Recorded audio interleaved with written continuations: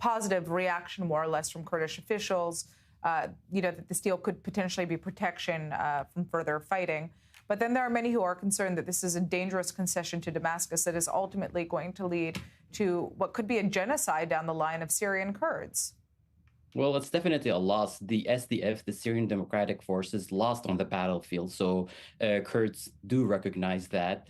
But in terms of stopping, these extremist elements within the Syrian Arab army from further advancing into the Kurdish heartland, it's definitely a positive, as long as the Syrian government keeps its end of the bargain, because previous examples and previous agreements, they were always the ones who violated these agreements and ceasefires. So there is a commitment and trust issue that the Kurds rightfully fear that this will be a similar situation. Now, the only difference this time around is that the United States and France, two countries that were heavily involved in the ceasefire and preparation for this to happen, have almost deployed a mechanism. It's not an official one, but there seems to be a mechanism in place for this ceasefire to hold and for the agreement to continue its implementation. It's a long way for this to happen. It's going to take a few more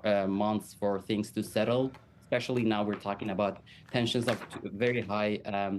Kurds don't trust the Syrian government after the atrocities that their forces committed in Aleppo and Kobani and throughout the northeast.